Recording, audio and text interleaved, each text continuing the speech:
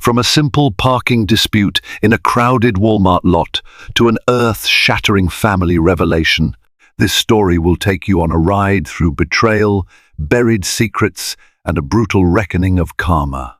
When Officer James Caldwell, a decorated but deeply flawed member of the Atlanta Police Department, confronts Ebony Henderson over a supposedly trivial parking violation, their lives collide in a way neither could have imagined. Racial tensions flare, tempers explode, and a DNA test performed for entirely different reasons exposes a blood connection that will change everything. Stay tuned to uncover the tragic truth that links a racist cop and the very woman he tried to harass. James Caldwell was never one to question the traditions passed down to him. Born in a working-class neighborhood on the outskirts of Augusta, Georgia, he grew up listening to his father's offhand jokes and remarks that put down people of different races. Those remarks were often delivered with the subtlety of a whisper, but the impact on James was profound. Even as a teenager, he learned to hide these biases behind his polite Southern manners, choosing instead to let them fester and grow in the quiet corners of his mind. By the time he became an officer in the Atlanta Police Department, the seeds planted in him as a child had taken root, and with authority came a dangerous blend of prejudice and power. James's father, Stanley Caldwell, had been an Army veteran who spent his retirement years complaining about what he called the changing face of America. While James tried to make a name for himself separate from his father's reputation, it was near impossible to detach from the older man's worldview. During holidays, they'd gather around the dinner table, where subtle barbs were slung about those people, and no one dared to correct the patriarch. His mother, Patricia, would look away uncomfortably whenever these topics arose, always afraid to contradict her husband. In such an environment, James grew up seeing racism not as a vile moral failing, but as a quiet, normal undercurrent that simply flowed in everyday life. Despite the internal biases he carried, James Caldwell had a reputation at the Atlanta Police Department for being a diligent officer, one who rarely missed a shift, wrote pristine incident reports, and kept his uniform impeccably neat. He maintained a gentle smile in front of his superiors and spoke with a measured politeness that seemed to reflect the best of Southern hospitality. But in unguarded moments, when dealing with suspects or civilians he deemed undesirable, James's prejudice was all too evident. He would issue extra citations, search vehicles without probable cause, and speak down to people in low-income communities, especially if they were black. In a police culture that sometimes protected its own and turned a blind eye, few people ever thought to challenge Officer Caldwell's discriminatory behavior. Across town, Ebony Henderson was living a life that felt far removed from the confines of James's narrow perspective.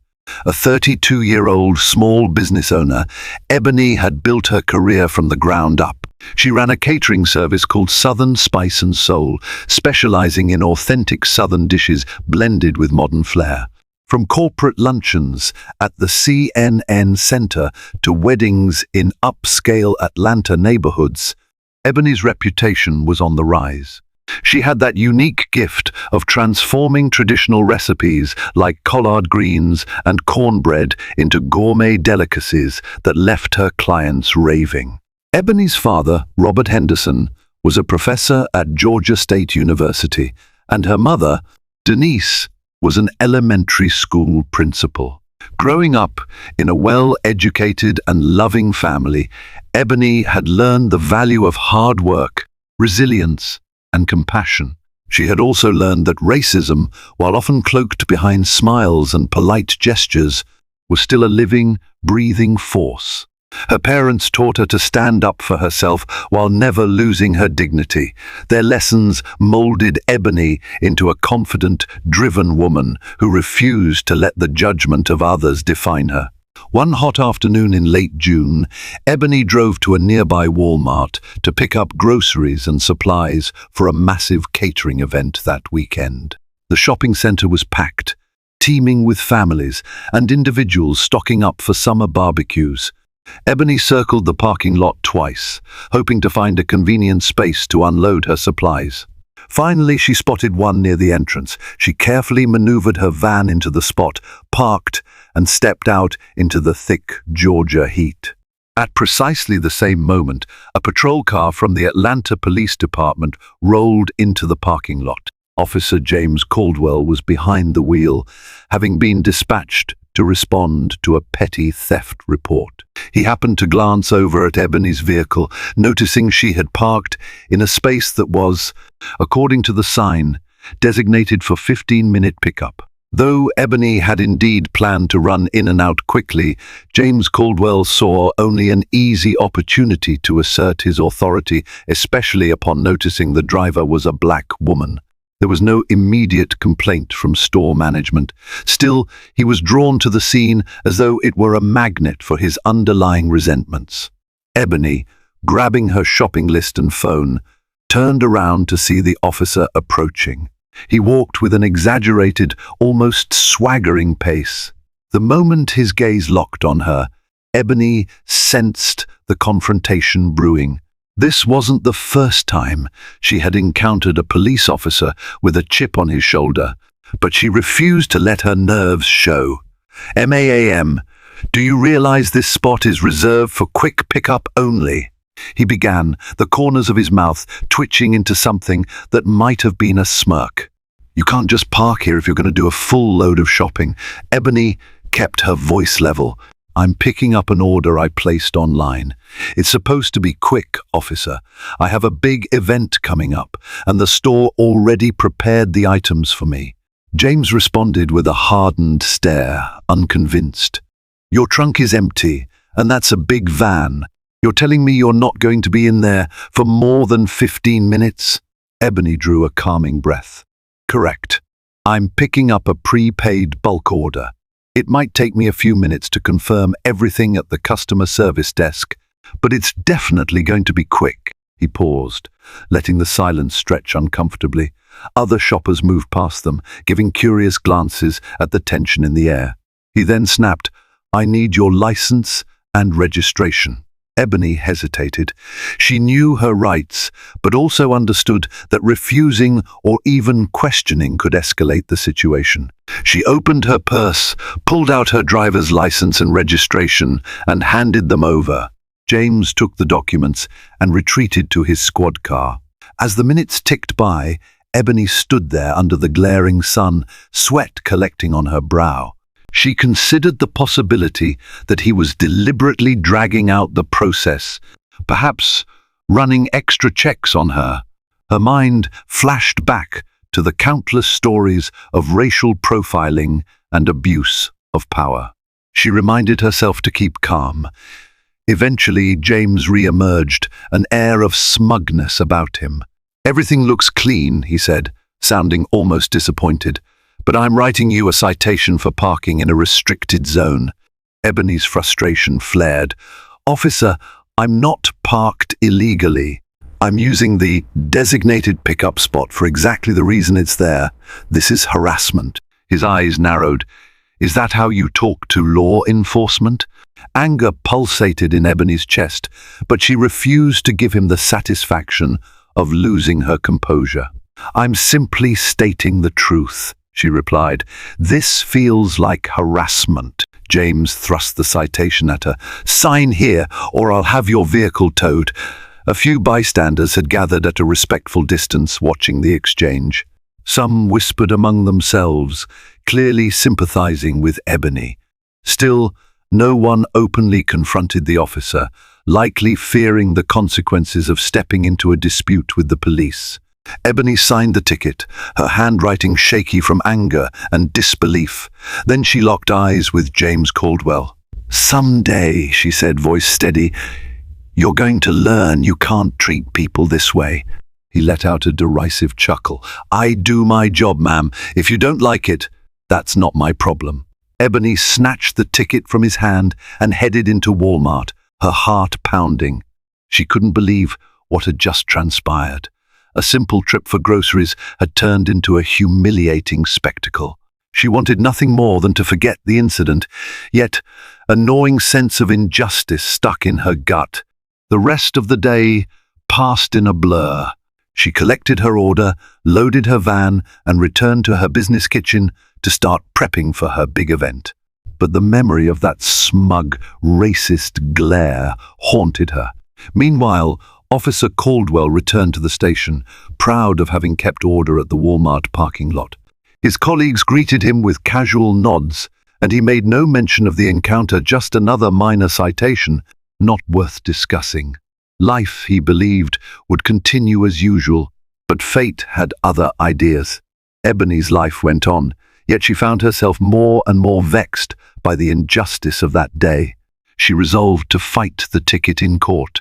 Although the fine was negligible, around $50, she believed the principle was too important to let slide. With her legal counsel's advice, she filed a formal complaint against Officer Caldwell, outlining the events that took place and alleging racial profiling. At home, Ebony also had more personal matters to attend to. A month before the Walmart incident, she had begun a genealogical quest. Her father, Robert Henderson, had always been forthcoming about their family history, recounting stories passed down from their ancestors. Yet Ebony's mother, Denise, seldom spoke about her side of the family. Curious to fill in the missing branches of her family tree, Ebony had taken one of those popular DNA tests, specifically from 23andMe, to see if she could match with relatives she had never known. The test results arrived in an unassuming email one evening, about a week after the run-in with James Caldwell. She clicked open the message, expecting only a generic breakdown of her heritage. The first part was what she expected: West African, some European ancestry, and so forth.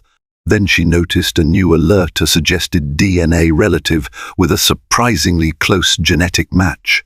Confusion set in. According to the test, this person shared nearly 25% of her DNA, indicating they might be an aunt, uncle, niece, nephew, or half-sibling. Ebony's heart fluttered. She clicked on the profile of the match, discovering a username that read J.C. Caldwell Gar. The profile provided minimal information, except the user's approximate location: Atlanta, Georgia. Ebony's mind spun with possibilities, and none of them made sense. She had no known relatives in the Caldwell family. That evening, she confronted her parents with the results. Robert Henderson looked perplexed. "I've never heard the name Caldwell in my life." "How about you, Denise?" he asked his wife. Denise's expression darkened. She grew visibly uneasy, glancing away. "I'm not sure," she replied, her voice trembling. Ebony had never seen her mother look so nervous. Denise abruptly excused herself from the conversation, saying she needed some time to think. Ebony's curiosity blazed like a wildfire. Could her mother be hiding something? Was there an affair in the past, or a family rift no one dared to discuss? Ebony sent a private message through the DNA service to this mysterious J.C. Caldwell Gar, asking if they would be open to discussing their newfound connection. Days passed with no response, and Ebony's life got busier with catering events. Still, the question lingered in her mind. Officer Caldwell, meanwhile, had also taken a DNA test, though for entirely different reasons. Stanley Caldwell, his father, had made a drunken remark about secrets in this family at a 4th of July barbecue a month prior. Curious and spurred by rumors of possible Native American ancestry on his mother's side, James had casually bought a DNA kit from an online sale. He spat into the test tube, mailed it off, and largely forgot about it. Then, one afternoon, he received an email. The test results revealed something that shook him to the core. He had a close relative. He never knew about someone with the last name Henderson. Unsure of what to do, James ignored the initial email. The discovery threatened to upend the tidy worldview he had clung to all his life. But ignoring fate could only last so long. Ebony's message from the DNA site eventually landed in James's inbox. He almost deleted it, but a sense of morbid curiosity took hold. The message read, "Hi, my name is Ebony Henderson. I received my DNA results recently, and it appears we share a significant amount of DNA. I'm reaching out to see if you might know anything about this connection. I don't want to intrude on your privacy, but this is quite a surprise to me. Please let me know if you have any information." James's throat tightened when he saw the name. He recognized Henderson, the same last name as the woman he had recently ticketed. But it couldn't be the same person, right? There had to be countless Hendersons in Atlanta. Still, a strange feeling gnawed at him. He typed a short response, "I also just got my results. This is unexpected for me as well. I'm in law enforcement in Atlanta. Perhaps we should compare family histories. I don't have much to share, but let's keep in touch." He didn't use his full name in the message. He wanted to stay guarded. A week passed with no further communication. Ebony had her hands full with catering, and James remained preoccupied with his job. Yet the seeds of a hidden truth had been planted. Both parties found themselves unable to shake the implications. The day finally arrived when Ebony went to municipal court to contest the parking citation. She dressed professionally, wearing a neatly tailored blazer. Her lawyer, a friend of her father's, accompanied her. They sat in the waiting area, going over the incident report. Officer Caldwell, likewise, was present in his crisp uniform, arms folded. When they finally entered the hearing room, Ebony eyed the officer from across the small space. A pang of discomfort washed over her, though she couldn't pinpoint why. James avoided her gaze, focusing on the judge. The hearing proceeded with Ebony's lawyer, arguing that Ebony had been legally parked in the pickup zone, that there was no violation, and that the entire situation pointed to discriminatory conduct by the officer. James provided a dry account, stating Ebony had seemed dismissive and uncooperative, reinforcing his reasoning for issuing the ticket. Then Ebony took the stand. She clearly recounted her version of events. She spoke of how she had specifically selected the 15-minute spot for a quick pickup, and how the officer's behavior came across as overly aggressive. The judge listened carefully, asked a few clarifying questions, and then turned to James Caldwell with a probing stare. "Officer Caldwell," the judge said, "the CCTV footage from Walmart's parking lot has been submitted. It shows Miss Henderson walking directly into the store after parking. She reappears about 10 minutes later with her groceries. Why did you deem it necessary to issue a ticket if she was parked for fewer than 15 minutes? James cleared his throat. "It wasn't about the exact time, Your Honor. It was about her attitude and the fact that I believed she intended to be there longer." The judge frowned. "Belief is not the same as evidence, Officer Caldwell." In the end, the judge dismissed the citation. Furthermore, after hearing the formal complaint about potential racial bias, the judge recommended an internal review by the Atlanta Police Department. James bristled. While the judge had no authority to force APD to discipline its officers, the recommendation carried a moral weight. For Ebony, it was a validation of the injustice she had suffered. She left the courtroom feeling both relieved and uneasy. Relieved that the ticket was dismissed. Uneasy because she had just locked eyes with Officer Caldwell one final time, and in that moment, something indescribable passed between them, an unspoken sense that their paths were not yet done intersecting. Back at the station, James Caldwell's superiors took the judge's recommendation under advisement. Even though the department had a history of protecting its own, the political climate made it riskier to ignore allegations of racial profiling. James found himself under informal scrutiny. He tried to bury himself in his work, hoping that by going above and beyond on other assignments, he could deflect the negative attention, but the tensions gnawed at him. He'd lose his temper over small things like an incorrectly filed report or a co-worker's offhand joke, and everyone began noticing. Simultaneously, the email exchange with Ebony sat in the back of his mind, refusing to be ignored. One day, after a particularly grueling shift, he found himself scanning through old family photographs and documents, searching for any mention of a Henderson. He discovered a stack of letters hidden in the attic, all dated around the time of his birth. The letters were addressed to his father, Stanley Caldwell. They were from a woman named Melissa Henderson. His heart rate spiked as he read them. The letters revealed a secret affair. Melissa Henderson wrote about their trysts, how she expected Stanley to leave his wife for her, and ultimately, how heartbroken she was when he wouldn't. In one letter, she mentioned being pregnant and not wanting to cause trouble. She never referred to a baby's name, just her own turmoil.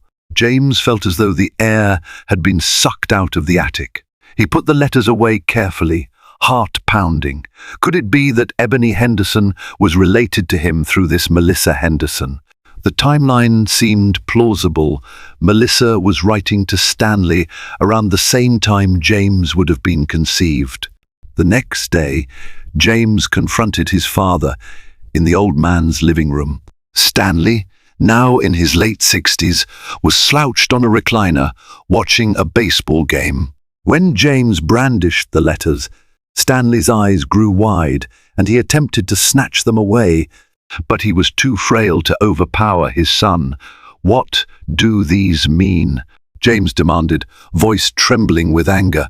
Stanley closed his eyes and sighed. "That was a long time ago, James. A mistake. Was Melissa Henderson pregnant with your child?" Stanley refused to answer at first. After a long silence, he rasped, "I'm not sure. I sent her some money, told her I couldn't be a father to that child. We lost touch. That's all I know." Rage flooded James. The father he had idolized, who had instilled in him so many divisive and hateful beliefs, was now revealing a breathtaking hypocrisy. A father who had always preached the sanctity of family and tradition had abandoned a woman, possibly with his child.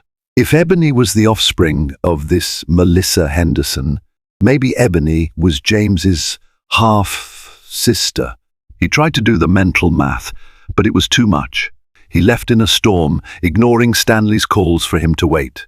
Meanwhile, Ebony's mother, Denise, finally mustered the courage to explain her part of the secret. She admitted that while pregnant with Ebony, she had grown close to a friend named Melissa Henderson, who was going through her own harrowing ordeal with a man who refused to acknowledge her unborn child. Denise had lost contact with Melissa years ago, but the name Caldwell lingered in her mind, especially given Ebony's recent DNA discovery. She shared what she knew with Ebony and Robert. Although it wasn't conclusive, it provided crucial details about Ebony's possible half-aunt or half-sibling somewhere out in the world. Ebony connected the dots in horror. If Melissa Henderson had a child fathered by a Caldwell, that child or the child's family could be the match. She returned to the 23andMe website to see if there were any updates. Indeed, the platform confirmed a half-sibling relationship between her and J.C. Caldwell Gar. Ebony's stomach churned. If J.C. Caldwell Gar was James Caldwell the cop who harassed her, then the universe had just collided in the most unimaginable way. She sent another message. More urgent this time. I've just gotten confirmation from 23 and me that we're half-siblings. My mother knew Melissa Henderson, who might have been your mother or aunt. We need to talk. Let's meet somewhere public and safe. James read the message at his desk at the police station. His hands trembled, and he had to steady his breathing before replying, "This is a lot to process. I found letters from my father, Stanley Caldwell, to a Melissa Henderson. It seems I may have a half-sibling I never knew about. Let's meet at the Starbucks on Peachtree Street, near Midtown. Tomorrow at 2 p.m. I'll be off duty." James hated Starbucks. He had always considered it too trendy for his taste. But Ebony had suggested somewhere public, and Starbucks was a well-lit, familiar chain where neither of them would feel cornered. The next day, Ebony arrived first, taking a seat by the window. She felt a mixture of dread and anticipation. Her mind replayed the humiliating encounter in the Walmart parking lot. How could that racist cop possibly be her own flesh and blood? James stepped inside, scanning the crowd. When he spotted Ebony, his stomach clenched. She looked poised but guarded, her hands folded around a latte cup. Slowly, he approached and sat down across from her. The tension was thick enough to slice with a knife. "Hi," Ebony managed, her throat dry. "I wasn't sure you'd come." He nodded stiffly. "I almost didn't." Neither spoke for a moment, weighed down by the surreal nature of the situation. Eventually, Ebony opened the conversation. "I don't know how to do this," she admitted, eyes flickering with emotion. "But the DNA test doesn't lie." James nodded. "I found letters from my father to someone named Melissa Henderson. Turns out he was unfaithful to my mother. I just learned about all this. I'm guessing Melissa Henderson was your aunt?" "Your mother's sister." Ebony shook her head. "I'm not exactly sure. My mother mentioned Melissa as a friend, but never said she was family. It's possible we're all tangled up. The simplest explanation is that your father is my father, or was. But my father is Robert Henderson, or so I believed. This is complicated." James exhaled heavily. "Then maybe your mother is related to Melissa, or your father is not your biological father. Either way, it points to my father being your father as well." Ebony's mind swirled. It was too much to take in. "So, we're half-siblings?" she asked, voice trembling. James remained silent for a beat, then gave the slightest nod. "Seems that way." A wave of anger crashed over Ebony. All her life, she had grown up with the security of a loving family, never imagining that her father might not be her biological father. And if Stanley Caldwell was indeed her father, she had a direct blood tie with the very man whose racism had shaped James's upbringing. The irony was grotesque. Your father, Stanley. He refused to acknowledge me or my mother. Do you realize the kind of suffering that causes? "The questions? The secrets?" Ebony asked, blinking back tears. "And then you show up, taking after him in all the worst ways, harassing me over a parking spot because I'm black." James reddened, shame flickering across his features. "I didn't know who you were then. I had no idea we shared any link. I'm sorry if it came across that way. If..." Ebony cut him off, her tone hot with frustration. "It's not an if. You singled me out for no good reason. I'm not the only one you've done this to, am I? You can't possibly expect me to excuse that behavior just because we might share DNA." He didn't have a defense. The reality of his own bigotry struck him like a hammer. Here he was, face to face with his possible half-sister, a black woman, and he had done nothing but treat her with disdain. The conversation felt like a profound moral reckoning. Everything he believed about the world, about his identity, was disintegrating. They talked for nearly an hour, rehashing their confused family histories.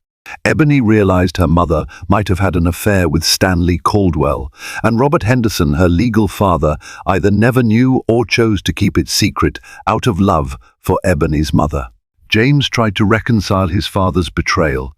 Tension and heartbreak mingled with fleeting moments of empathy. They both understood.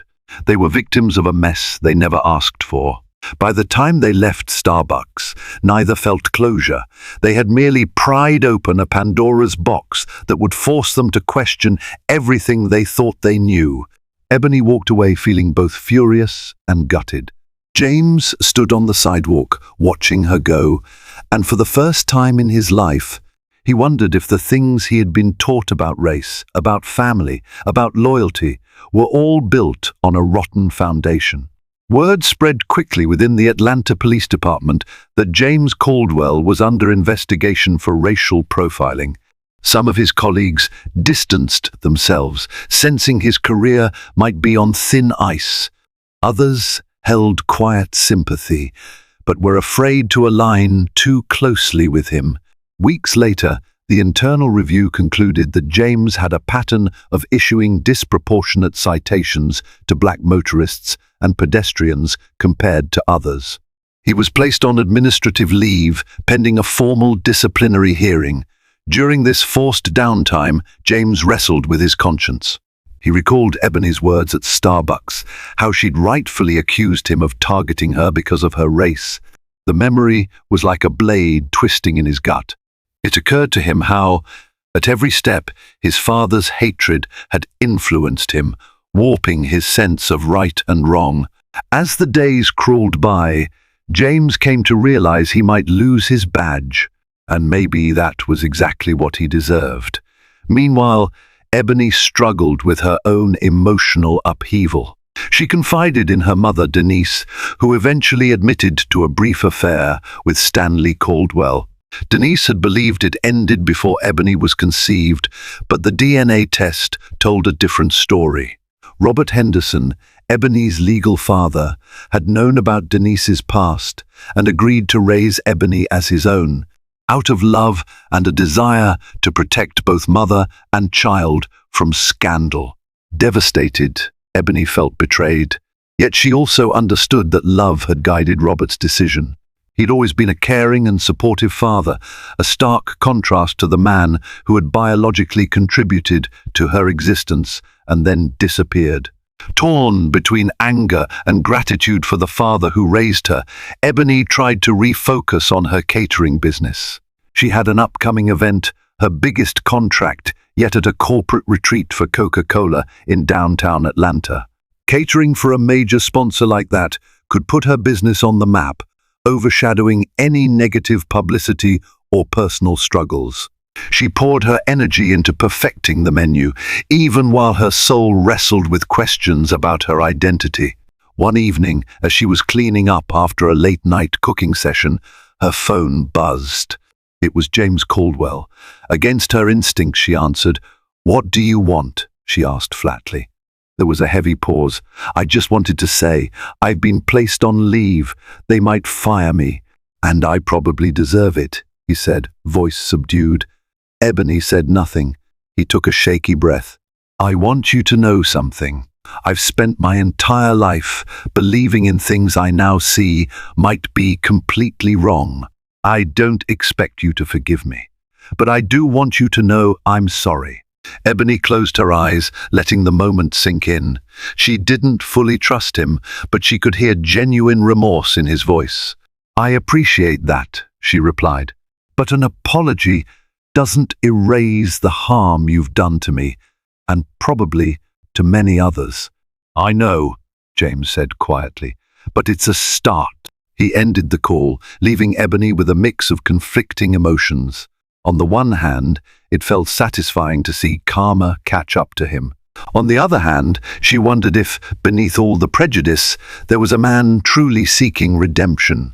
A few weeks later, Ebony received news that Officer James Caldwell had been officially terminated from the Atlanta Police Department for misconduct. She also heard that an anonymous tip had led to a more thorough investigation, revealing a string of questionable traffic stops and citations.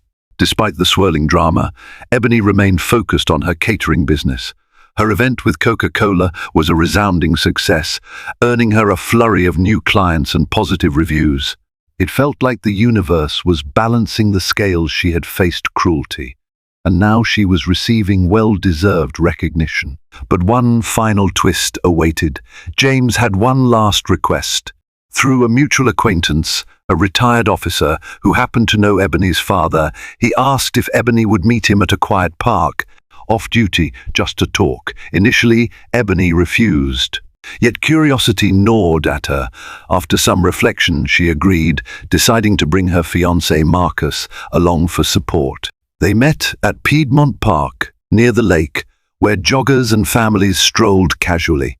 James looked a shadow of his former self, dressed in simple civilian clothes, his hair disheveled.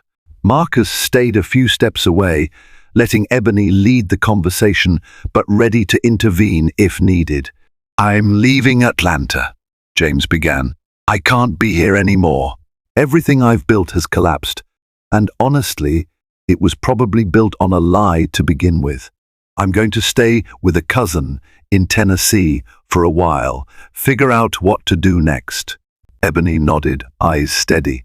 I understand. You told me you were sorry. I guess I just needed to hear what you plan to do with that apology. Are you actually going to change? James pressed his lips together, looking up at the sky. I'm going to try. I'm not saying it'll be overnight, but meeting you, learning what I've learned, has changed something inside me. A tear glistened in his eye, and he quickly wiped it away. I grew up listening to my father's bigotry. I followed in his footsteps, never questioning him.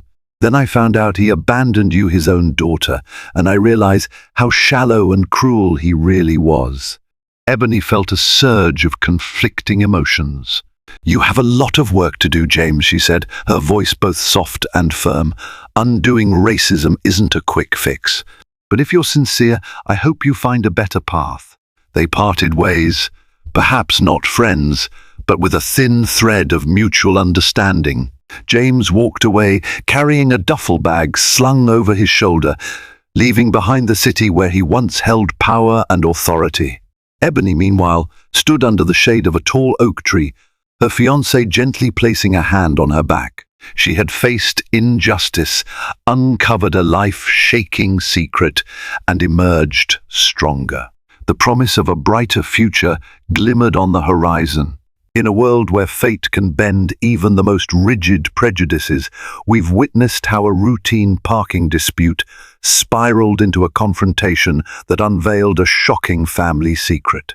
Officer James Caldwell, raised on bigotry, lost everything he once thought defined him and had to face the crushing truth that he shared blood with the very woman he tried to subjugate. Ebony Henderson, for her part, found out that the father she cherished wasn't her biological parent, but the man who had abandoned her was the father of a racist cop. Yet in the ashes of betrayal, each gained a chance at redemption and self-discovery. If you found this story compelling, please like, share, and subscribe to our channel. Help us spread the message that injustice can be turned on its head when we refuse to stay silent, and that sometimes life's cruelest twists hold seeds of transformation. Your support makes these stories possible.